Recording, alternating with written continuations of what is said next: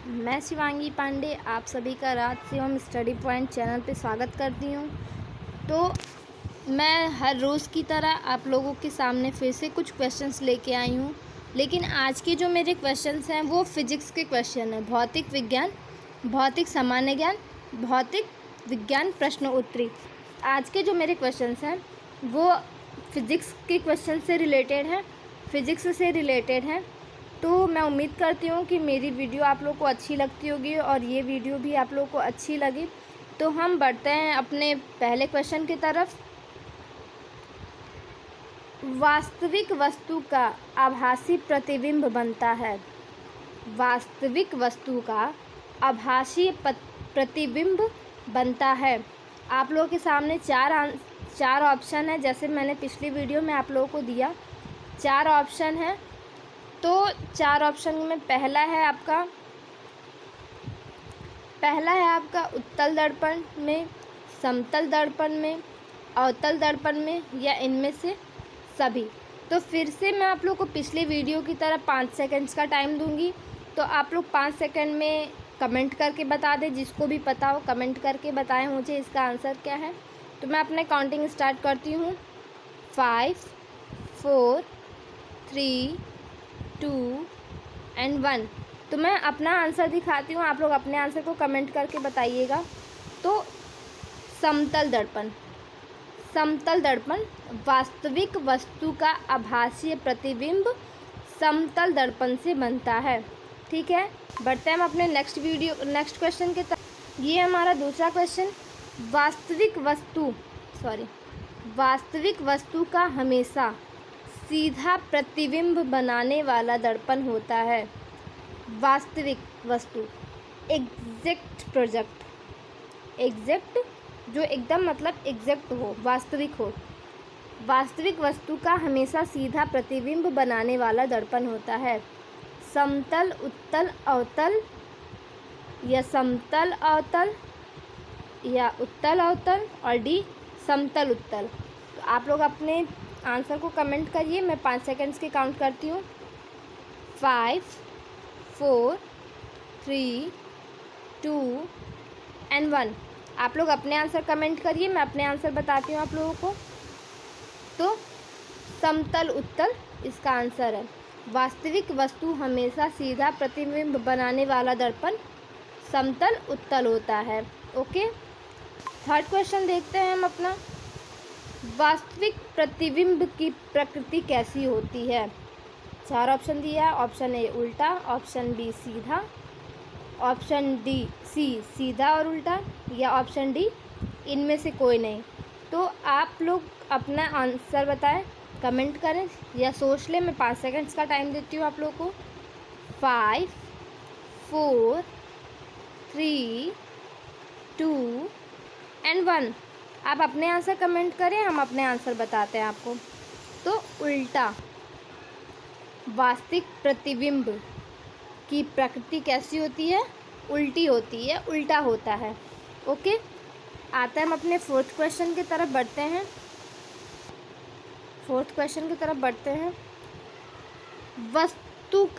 वस्तु से छोटा प्रतिबिंब बनता है।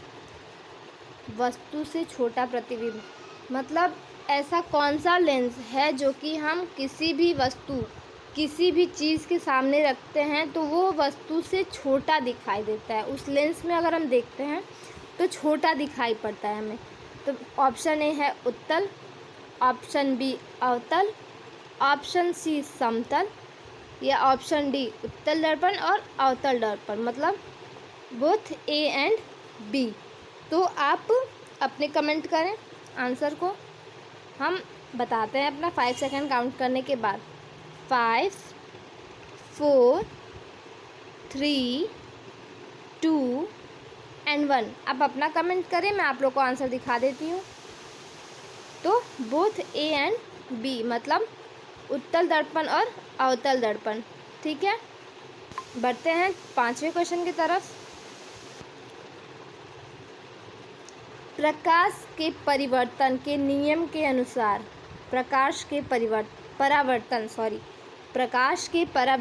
नियम के अनुसार तो क्या होता है इसका आंसर आप लोग मुझे बताएंगे। मैं आप लोग को ऑप्शन देती हूँ। आपतन कोण परिवर्तन कोण से बड़ा है। ऑप्शन बी, आपतन कोण परावर्तन कोण के बराबर है। आपतन कोण परावर्तन कोण से छोटा है। या ऑप्शन डी, सभी कथन सत्य हैं। क्वेश्चन को ध्यान से देखिएगा, तब आप लोग अपने आंसर कमेंट करिएगा। प्रकाश के परावर्तन के नियम के अनुसार, प्रकाश के परावर्तन, तो प्रकाश के परावर्तन के नियम के अनुसार इसमें से कौन सा सही है? परावर्तन कोण बड़ा होता है, छोटा होता है, बराबर होता है या फिर सभी होता है? तो आप अपने आंसर कमेंट करिए। मैं 5 सेकंड काउंट करती हूँ। 5 4 3 2 1। मैं अपने आंसर को शो करती हूँ आप लोगों के सामने। तो आपतन कोण परावर्तन कोण के बराबर होता है। आप लोग मेरे आंसर क्वेश्चंस को ध्यान से देखें। बराबर होता है, ये आपका ग्रीन कलर का जो हुआ है ऑप्शन बी, ये सही है। बढ़ते हैं हम अपने 6वें क्वेश्चन की तरफ। समतल दर्पण द्वारा बना प्रतिबिंब सदा होता है। समतल दर्पण द्वारा बना प्रतिबिंब सदा होता है। क्या होता है? आभासी, सॉरी ऑप्शन दे देते हैं आप लोगों को। ऑप्शन आप लोगों के स्क्रीन पे है। आभासी और उल्टा, बी वास्तविक और सीधा, सी सीधा और आभासी, डी वास्तविक। फिर से मैं आप लोग को 5 सेकंड्स के टाइम देती हूँ। 5 4 3 2 1। आप अपने आंसर को कमेंट करें। मैं आप लोगों से हर क्वेश्चन में ये बात बोल रही हूँ कि आप अपने आंसर को कमेंट करें। जिसको नहीं भी आता वो सही गलत कुछ भी कमेंट करके बताएं। तो मैं अपने आंसर को शो करती हूँ। सीधा और आभासी, ऑप्शन सी इज़ करेक्ट। सीधा और आभासी। देखते हैं अपना 7वां क्वेश्चन। आँख में प्रवेश करने वाले प्रकाश की मात्रा को नियंत्रित करता है। आँख में प्रवेश करने वाले प्रकाश की मात्रा को नियंत्रित करता है। परितारिका, बी पुतली, सी लेंस और डी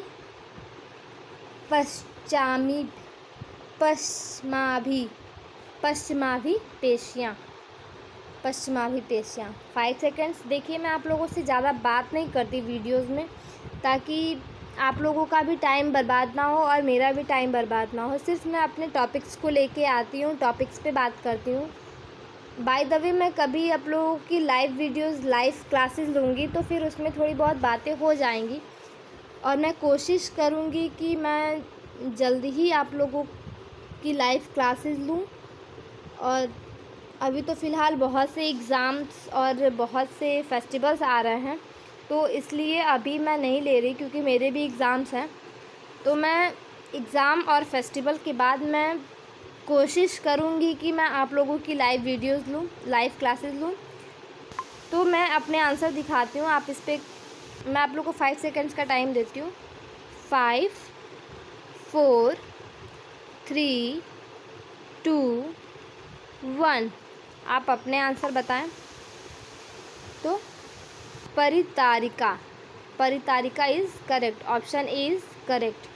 ठीक है, बढ़ते हैं हम अपने आगे क्वेश्चन 8 के तरफ। सूर्योदय और सूर्यास्त के समय सूर्य का गोल दिखता है। सूर्य गोल दिखता है, क्यों दिखता है? सूर्योदय और सूर्यास्त के समय सूर्य का गोल दिखता है। आप लोग भी देखे होंगे, सूर्य बिल्कुल गोल दिखता है उस टाइम में। अब भाई जो 8 बजे 9 बजे सो के उठेंगे उनको तो नहीं दिखेगा। तो ऑप्शन है गोलाकार, बी घनाकार, सी अंडाकार और डी चपटा। क्या दिखता है? तो आप लोग अपना आंसर बताएं। मैं अपना आंसर शो करती हूँ आप लोग सामने। पहले 5 सेकंड्स के टाइम दे देती हूँ आप लोग को।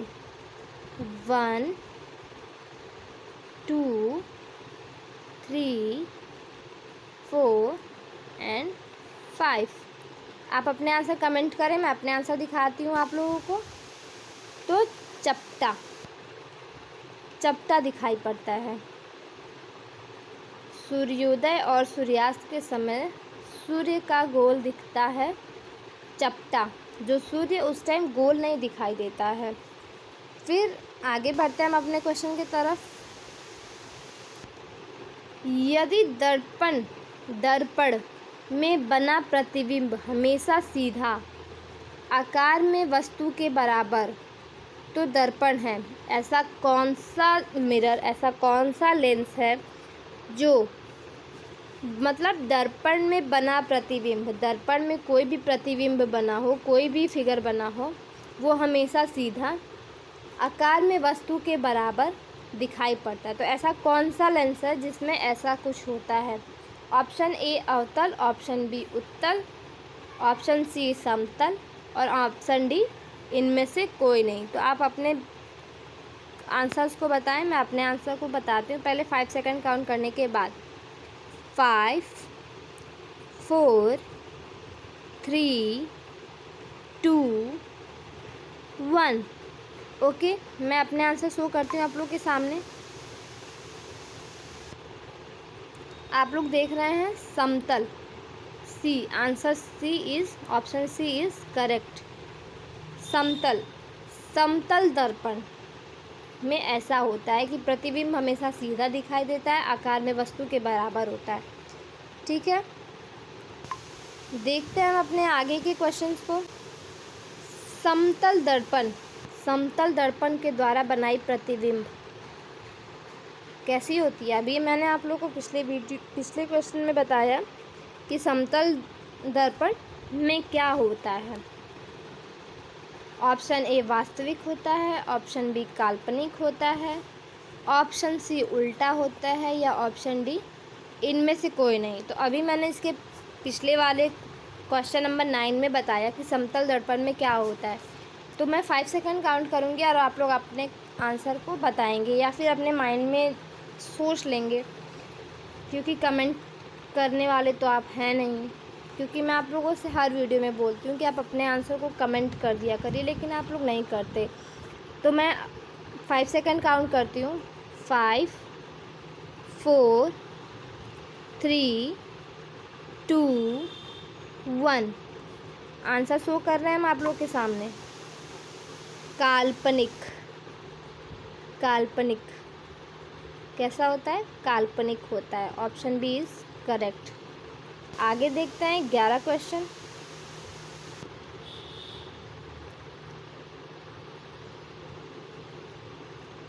निम्न में से कौन सा पदार्थ लेंस के लिए प्रयुक्त नहीं किया जा सकता?